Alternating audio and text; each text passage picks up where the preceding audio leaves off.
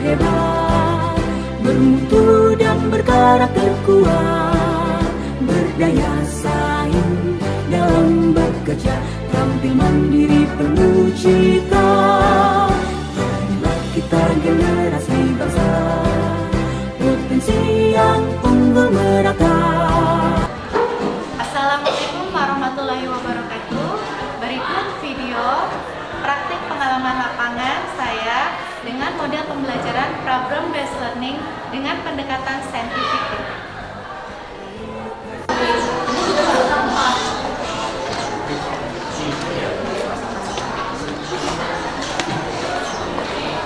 Selamat pagi.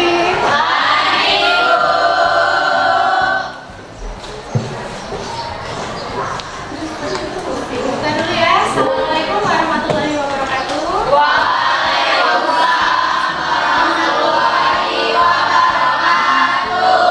Bagaimana kabar kalian hari ini?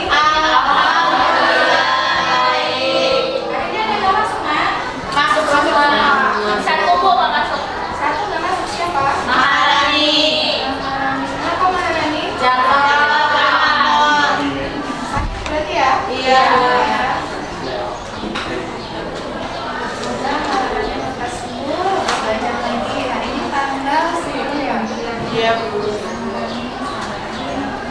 Selain Maharani semua lengkap kan? Lengkap. Silakan keluarkan buku aplikasi keluarga.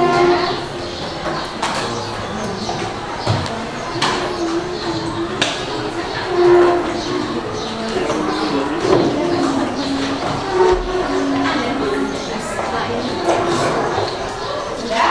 Belajar. Jadi sebelumnya, pada pertemuan sebelumnya kalian sudah belajar tentang penjualan konsinya.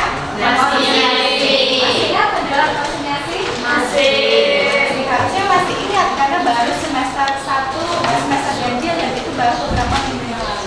Nah sekarang kita masuk ke materi yang baru. Materinya yaitu mengenai jenis-jenis modal usaha. Nah modal usaha ini itu kan ada berbagai macam perusahaan. Sekarang itu mengenai kalian. Dari perjalanan kalian dari rumah sampai ke sekolah itu banyak nggak tempat-tempat usaha yang sudah kalian lewati? Banyak. Misalkan, Azwa, contoh salah satu tempat usaha yang kamu lewati dari rumah ke sekolah apa? Toko SDN. Toko? SDN. SDS. Yang lain, apa ya? Apa ya? Toko bangunan. Siapa lagi ya? Sandy. Toko buah. Oke, itu toko-toko. Coba kalau selain toko yang menjual barang-barang, ada yang bisa menyebutkan? Bengkel, apalagi selain bengkel? Rumah makan, terus counter yang dekat sama sekolah kita, fotokopi. Nah, sekarang ibu tanya, dari nama-nama perusahaan yang kalian sebutkan tadi, misalkan kayak fotokopi, counter, itu biasanya modal usahanya dimiliki oleh satu orang atau oleh banyak orang?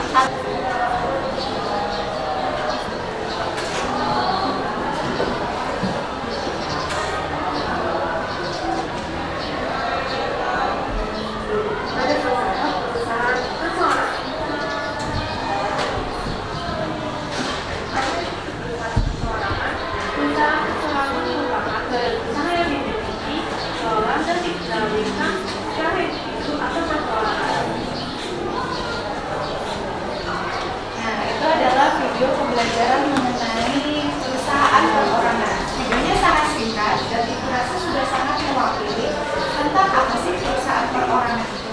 Nah, dari video yang sudah kalian simak, adakah masalah yang muncul atau hal yang menurut kalian itu belum jelas? Sekarang ada mengenai perusahaan perorangan. Misalkan tentang tadi ada kelebihannya, ada kekurangannya, atau tentang pembayaran pajaknya. Jelas semua? Silakan keluar yang dibacakan. Tadi salah satu kelebihan dari perusahaan perorangan adalah mudah didirikan dan mudah dibubarkan. Apa maksudnya mudah dibubarkan? Oh iya, maksudnya mudah dibubarkan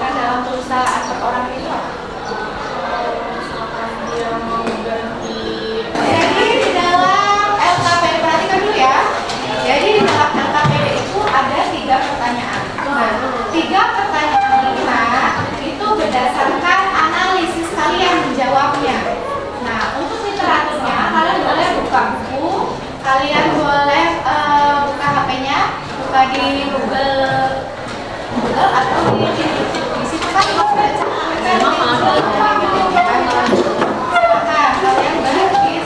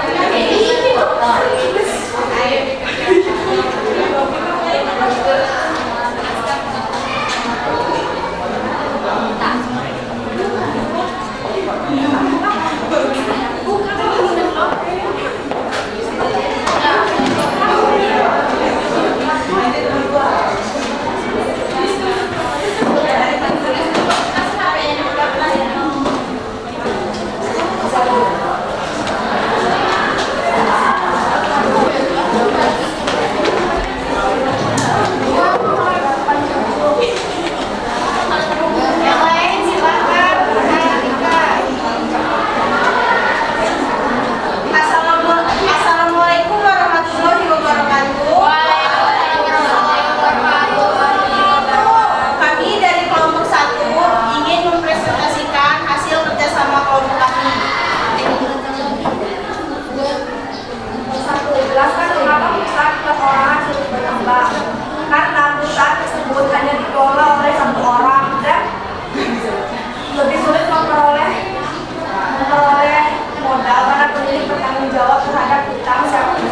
Dan ada hal lain yang mempengaruhinya, misalnya kurangnya tenaga kerja, kurangnya modal atau investor, kurangnya relasi perusahaan dalam meningkatkan penjualan dan adanya persaingan antar usaha.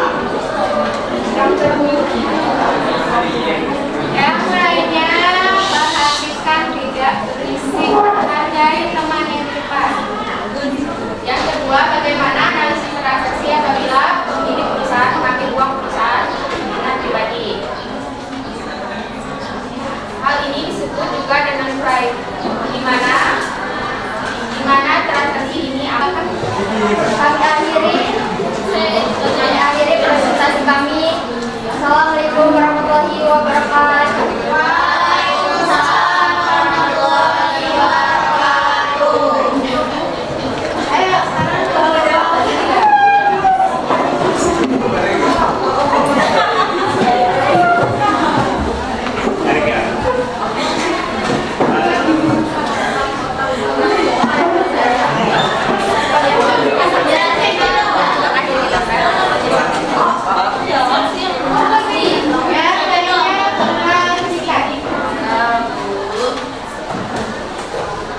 Assalamualaikum warahmatullahi wabarakatuh. Selamat pagi semuanya. Berdirinya kami di sini adalah ingin menjelaskan tentang prinsip perusahaan persoalannya. Kami dari kelompok 4. Kok ngarang? Saya jelaskan mengapa perusahaan perorangan sulit berkembang. Yang pertama, tanggung jawab pemilik perusahaan tidak terbatas. Artinya, seluruh kekayaan pribadi termasuk sebagai jaminan terhadap seluruh utang perusahaan. Artinya, misalnya gini, kita punya perusahaan laundry. Karena ini perusahaan perorangan, jadi kita bisa melakukan semuanya sesuka hati kita.